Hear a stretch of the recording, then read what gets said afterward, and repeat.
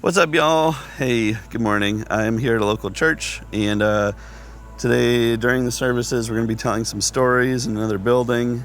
I'm going to show you guys how to do a studio setup inside of just a normal church building. And yeah, it's kind of remarkable what you guys can put together if you just have a big piece of paper and some cameras. So let me show you guys that, and then we'll dive into how I go about the process of lighting things, setting up the cameras, and all the way down to the edit. I think it's important to see the whole process from beginning to end. So this is it. Here we go.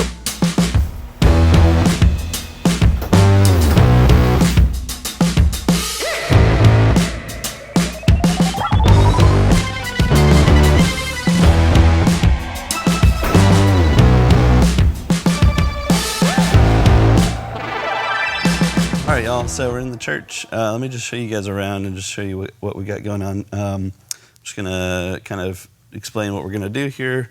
We're going to take this and turn it into a studio. So what we've got, a bunch of chairs. Those are fine. They're kind enough to stack those for us today. We got some rugs down here that we need to get rid of, and we got a backdrop to set up right here, and a bunch of other things. So let me show you guys that process.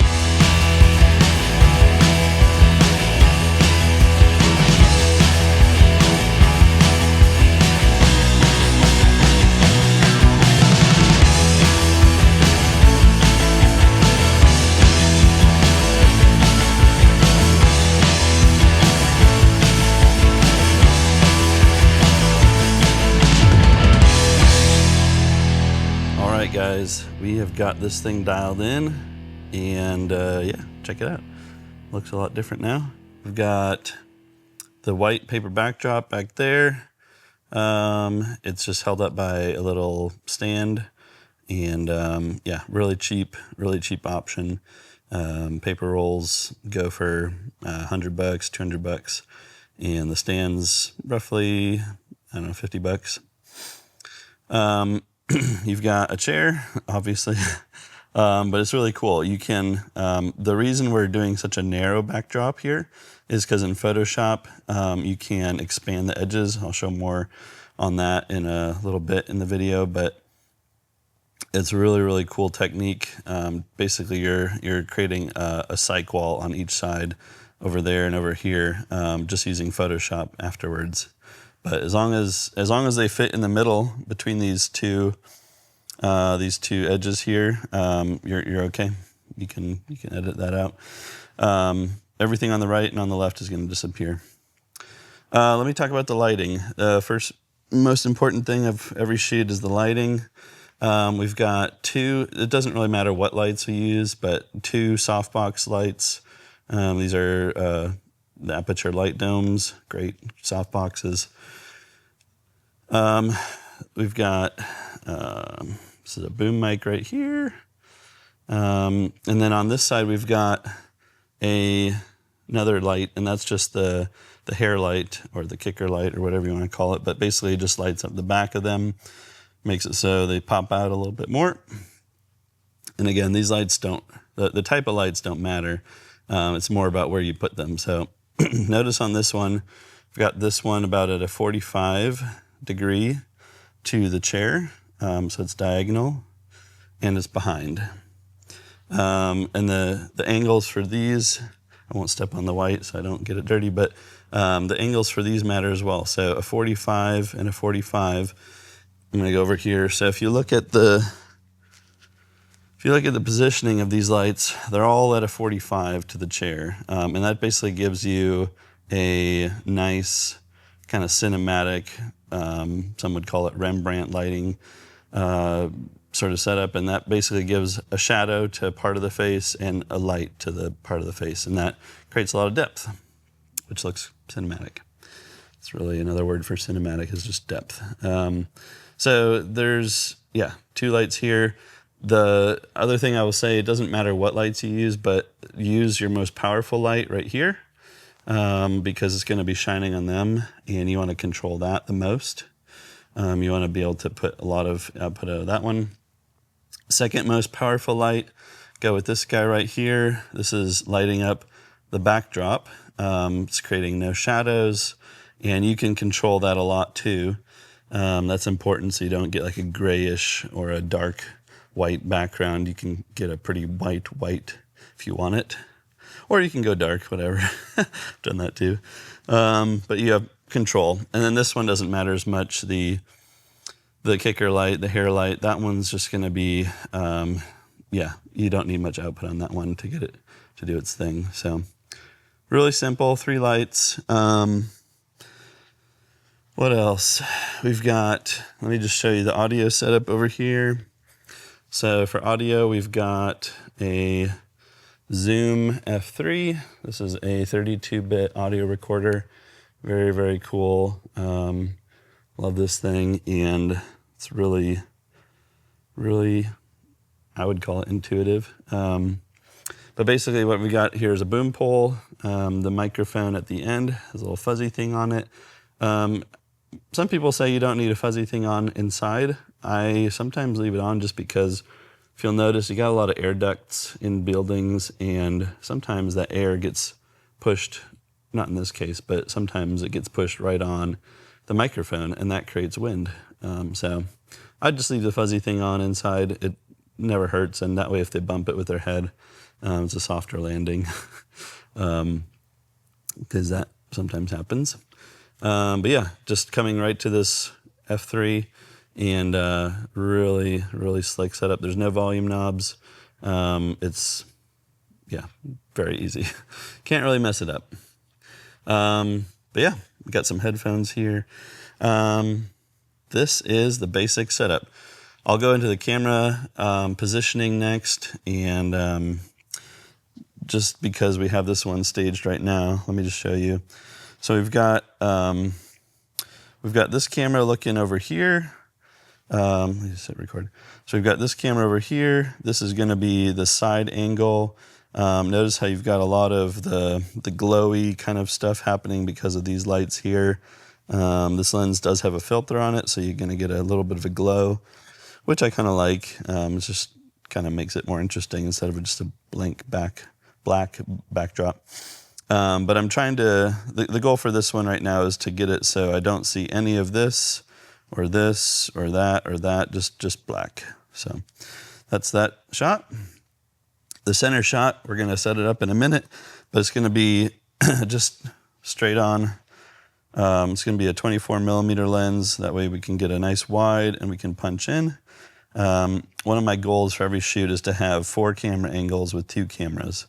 And the only way you can get that done is if you use a little bit wider lenses than you would typically.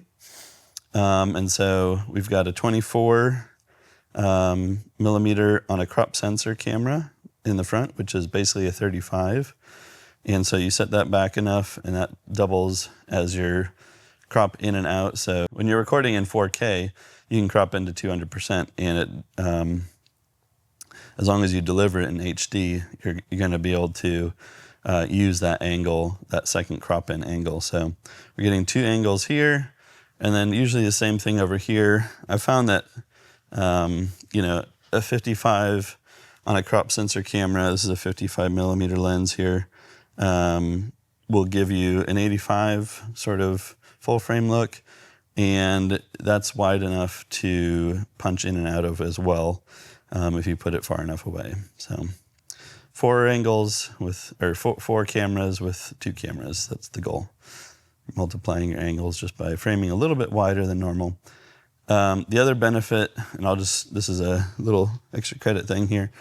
The extra benefit to shooting wider versus tighter on interviews is you can crop it better for social media. Vertical reels are usually harder to frame with a tighter lens because, you just see the face way too close. So the wider you go on a vertical reel, sometimes the better. And so using a 35 millimeter full frame equivalent will be kind of the best choice for your front angle. You can go wider than that, of course. I'm filming on a what is this, an 11 millimeter? So that's a little bit too wide, but you could do that too. All right, so that's that. Let me set up this last camera, and then we'll show you what the angles look like. So this is kind of the front angle. So again, it's a wide angle. It's a 24 millimeter lens on a crop sensor camera, and so it's a 35 millimeter equivalent, but it's basically wide enough to get, a lot of stuff. I got my shoes, I got my hair, we got everything basically in the frame. And if we're cropping it for vertical, we've got plenty to basically have it be wide enough so I could see the edges and stuff like that, because the frame for vertical would be somewhere around here. But yeah, this is your main camera angle, and just to kind of go over some of the settings here. On the left side, on the bottom there, you've got fixed 23.98. That is just cinematic frame rate, 23.98, 24 frames per second. Autofocus, I love this particular camera has really great eye autofocus, so it's really, really cool. You're essentially never going to be losing focus. One of the key things to note for autofocus is to set it so that it is very slow. You want the autofocus to respond slow, to change subjects slow, so that way it's just essentially locked on. There's nothing happening here. There's just me sitting down. So you want the autofocus to be slow. The iris, you've got it set to 1.8. That's basically just to create as much blur as I can behind me. It's a white backdrop in this case, but yeah, you just want to create as shallow a depth of field as you can for interviews usually. The ISO, it's at this setting. Shutter speed's at this setting. I'll just show like a punched in version. So this is punched in, so you're able to see much less feet, everything above, but it's at 200% right now, which is crazy. So you can crop in and out of just one camera. If you've only got one camera, this is how you can make it work.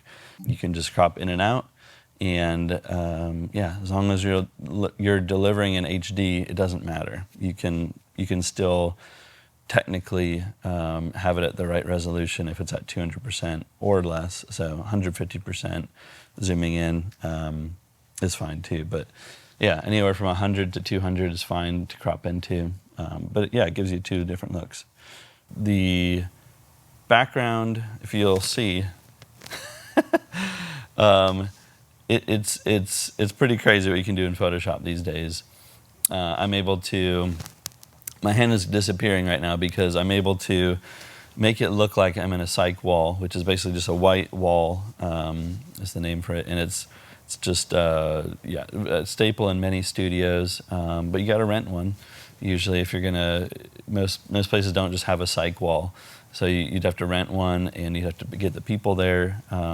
So this is a little bit easier, a little bit cheaper, and you're just doing a Photoshop. So it's pretty nuts what you can do.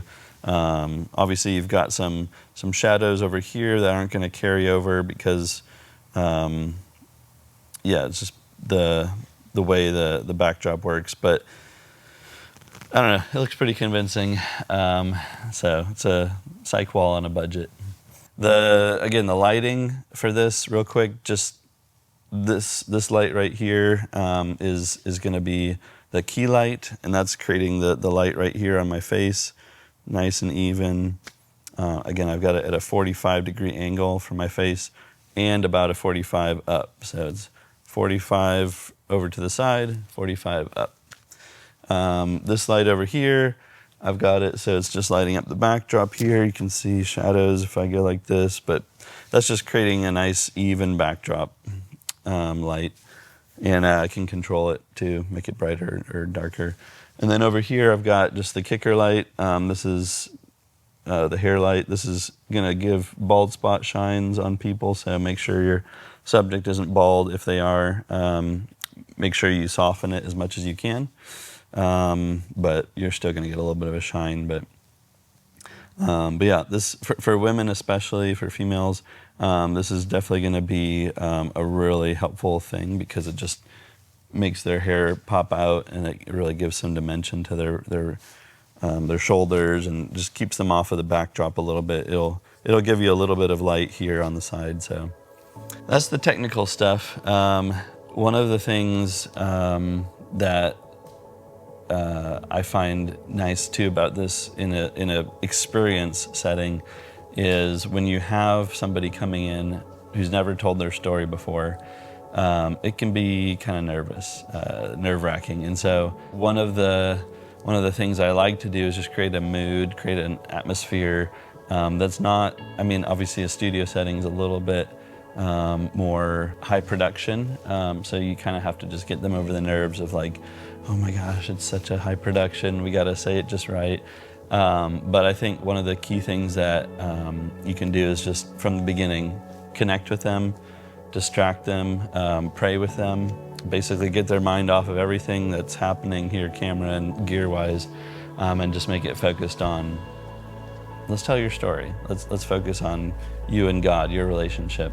I think by just engaging with people early on, not giving them time to check it out too much, but just keeping them locked into you, and creating like this kind of a spiritual sort of vibe around everything. I think you'll be able to keep them kind of on that track that you want them to be when you start asking questions. So that's that. You'll see in a little bit just an example of this video, and you'll see the second angle.